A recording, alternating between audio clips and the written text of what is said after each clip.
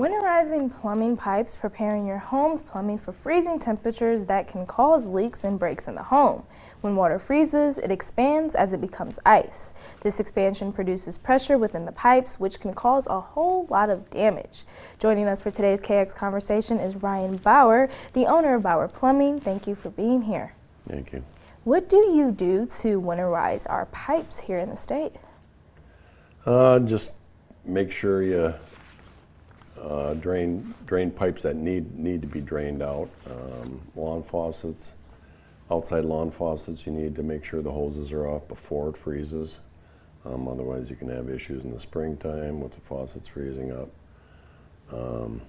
Otherwise, basically, winterizing the outside of the house, making sure there's wind's not blowing in, and make sure your heating sources are good and ready to go for the winter.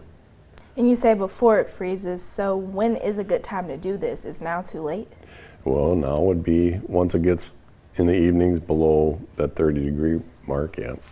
Is there a temperature that we should be setting our homes during the winter months? It's a good idea, usually just to keep them at 50 to 55 temperature range.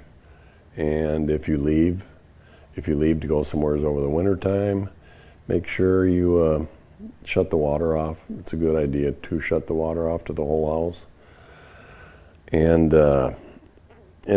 have somebody check on your house too, just to make sure the furnace doesn't go out, or with all the new heating sources and stuff like that.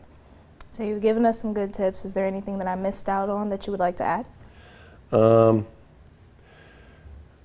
You just need to kind of look everything over. It's basically just maintenance type stuff. One thing that people don't think of a lot of is like a dryer vent or a bath fan vent that exits to the outside of the house, especially if it's on like the north side of the house, and you get them strong north winds that blow and it's 0 degrees or whatever.